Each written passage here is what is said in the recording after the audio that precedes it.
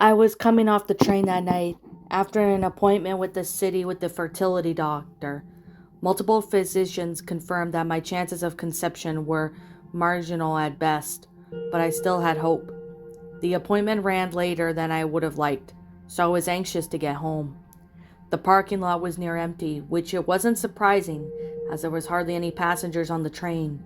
I couldn't exactly remember where I had parked, but I knew it was in the area furthest from the platform. The lights didn't quite reach all the way there, so I didn't want to walk towards the wrong car. So I hit the unlock button on my keychain, electing a little blip blip and the flashing of the headlights. I was nearing the vehicle. I suddenly broke a heel and collapsed it like a tower of cards, scraping my hands and banging my hip against the pavement. I lay there like it's invalid, moaning and groaning and dying of embarrassment, while the sounds of shutting doors and engines turning over echoed around me. Mortified, I snapped off my other heel and threw both on the ground. Everyone was heading off now, leaving me all alone in the deserted parking lot. When I got to the car, I almost didn't notice her. I was about to put the key in the ignition when she caught my eye. She was sitting right there in the passenger seat, brandishing a kitchen knife. She looked about 5 or 6 months pregnant. Before I could scream, she grabbed my arm and squeezed it tight, causing me to drop my keys. "You have to take me back there," she shrieked, scaring the bejesus out of me. I pulled away in shock, but her strength was uncanny. "I have to go back. It's the only way. You have to take me." Even the dim light, she looked insane. Hair in knots and a dress full of holes.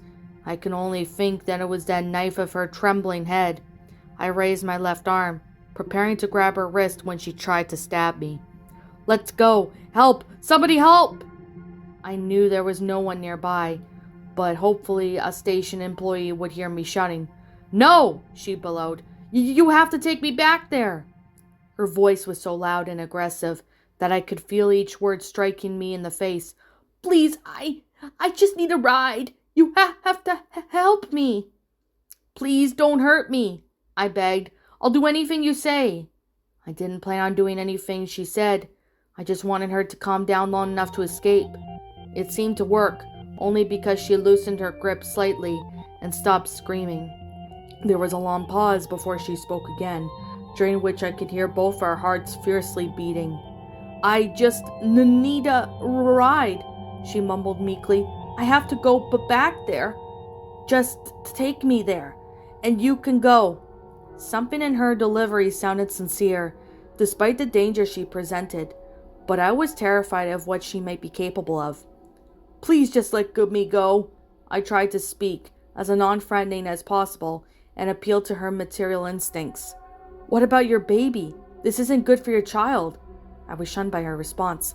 "If you don't take me back there, I'll kill myself." "You wouldn't. How on earth would she suggest such a thing? Especially when I was trying so hard to conceive. No woman in their right mind would sacrifice their child like that. However, this woman was certainly not in her right mind. Whatever she wanted, it was more important than her own life, and the life of her own born child. I stopped being afraid of myself and was overcome with each worry for the baby. "If you die, then your baby will die too."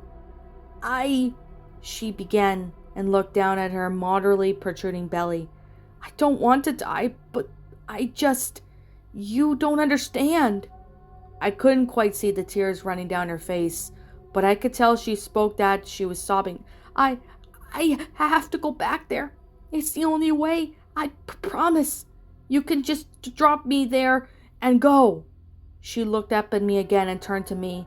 Her voice was now full of restrained ferocity. "But if you try to get away or call the police, I'll kill myself, and my baby will die with me." I didn't know what to say. My arm was still in her grip and the knife was already in her hand.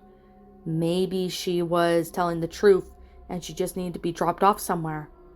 I couldn't let harm to her unborn child. Anything I would have tried to get her might have set her off. I had to give her her demands. "I'll take you to where you need to go, but then you have to let go of my arm." The woman stared at me with bold skepticism, and she gradually removed her hand and placed it on her stomach.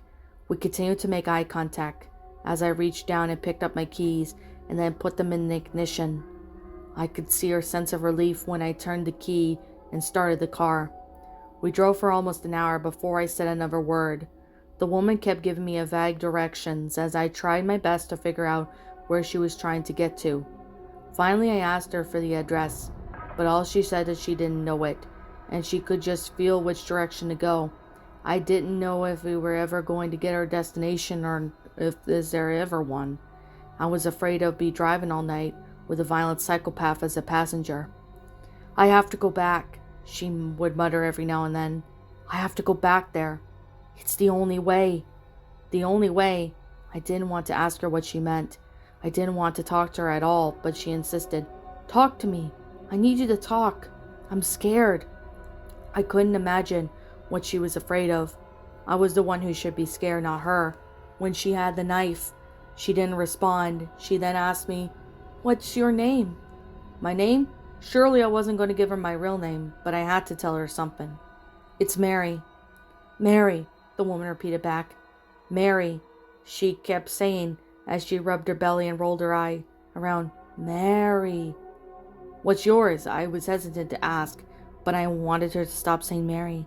"Mary," she said again, her tone growing suspicious. "Mary, that's not your name. Your name isn't Mary. You're a liar." I was shocked. She knew I had lied to her, and feared somehow she'd retaliate. Yet her response was completely unexpected. "Fine, then. You'll be Mary, and I'll be Isver." She then seemed pleased by her name she gave herself, assuming it wasn't her real name. "How long have you been pregnant, Isver?" I didn't care, but I knew some conversation would fit a bit of attention. I don't know." Esfer looked down at her belly again. I figured her life was so chaotic that she didn't know who the father was, and hadn't been any doctors. Perhaps she was a drug addict. I felt sorry for her baby. Suddenly she shouted, "Turn here!" I almost had forgotten where I was trying to get somewhere specific, and was just driving aimlessly. For the first time since we left the train station, I noticed I had no idea where we were. Everything just had trees and signs. Roads changed from pavement to dirt as they continued to narrow. "Esfer, do you really know where you're going?" "I'm not sure," she replied in a slow, listless voice. "But I know we're close. Just keep driving." Esfer still had the knife in her hand. I didn't think she relaxed and gripped on the entire ride. Despite her obvious exhaustion, I hoped that whatever I was taking her wouldn't end up in a murder scene. I don't know how long we've drove on these back roads. They all looked the same, but Esfer then kept insisting that we were going the right way. Eventually the road just turned to grass and then to trees, and we had come to a dead end. "This is it!" Esfer shouted, practically falling out of the car, still holding the knife. She darted into the woods. "Esfer!" I yelled. I was relieved to be rid of her, but still concerned about the baby. This was my chance to call the police. As fate would have it, we were so far off the grid that there was no service. At first I would have fought just to drive away, but I had to know where Esfer was going. I couldn't leave a pregnant woman out in the middle of the night, in the middle of nowhere. So I grabbed the flashlight, ditched my poor shoes, and attempted to follow her. The moon was almost full, allowing some visibility. I can hear Esfer up ahead, moving quickly through the bush, as I kept a safe distance so my flashlight wouldn't draw her attention. There was a faint orange glow in the distance, which seemed to have been where she was headed. As I approached the light, it was coming from a torch that Esfer was now holding up, using light several athletic lanterns in the circle around the small clearing. She moved with desperation, clearly setting her hair in a blaze as she frantically worked to light each lamp. Then she placed the torch back in its sconce. By the glow of the flames, I could now see the statue that she stood at the edge of the clearing. I crept closer to get a better look, trying to crack too many twigs beneath my bare feet. The sculpture was that of a female with a large round belly.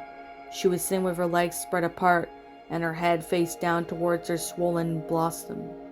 Her hair fell down on both sides, curling under her breasts, with her hands resting on her stomach.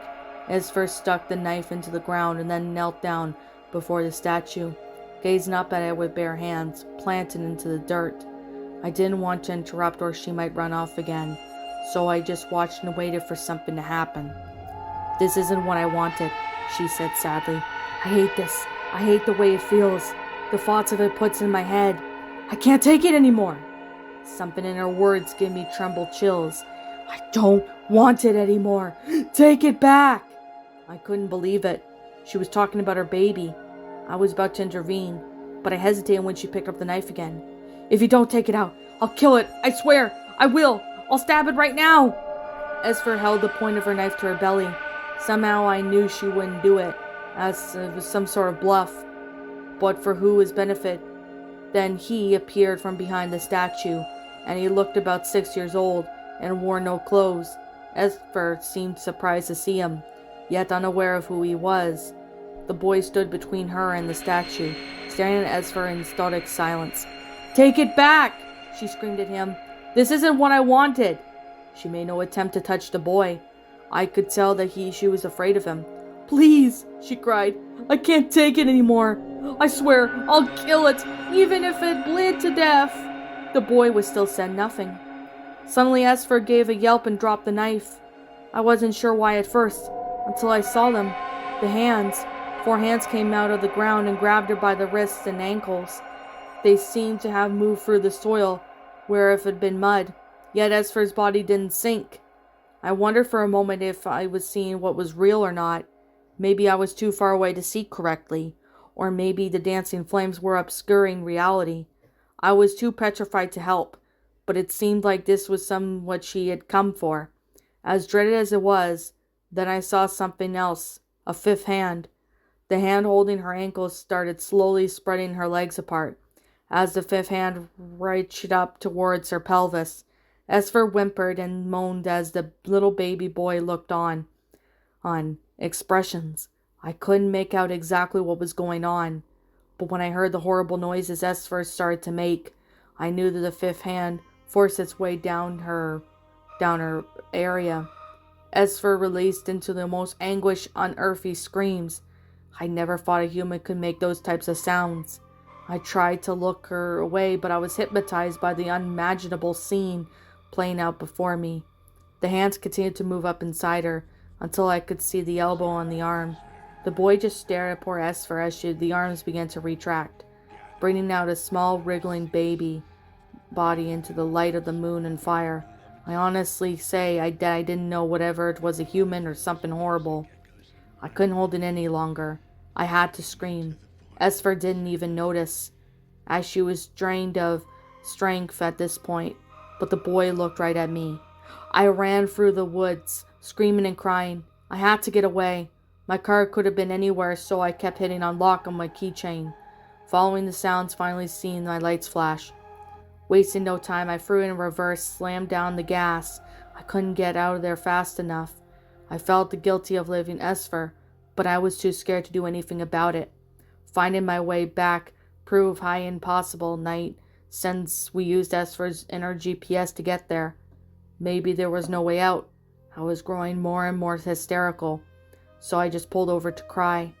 It was then I noticed the little boy in the passenger seat. I couldn't remember what happened after that. Somehow I ended up at home, lying on my floor in my living room. I know it wasn't a dream, because my stockings were torn from running through the forest. Since that night, I haven't seen or heard from Esfer or the boy. It's been difficult to deal with what happened, but I feel like I'm almost ready to move on. There's just one thing that's troubling me. I'm pregnant. What's up, my pretties? It's the Lion Queen here. I want to appreciate you all for tuning into this video, and I do appreciate you guys supporting my video by giving this video likes and stuff. If you really enjoyed this video, be sure to leave a like, comment and subscribe if you're new, ring the bell for notifications to when I upload so that way you guys will get updated for whenever I upload. If you want to follow me on Twitter or DeviantArt, feel free to leave a follow on those if you are interested in following me on those socials. If you want to support my backup channel, known as Miss Dark Shigo, feel free to subscribe to it, as a link to that will also be in the About page section. And with that being said, and that being the case, thank you so much for watching, my pretties, and as always, stay pretty.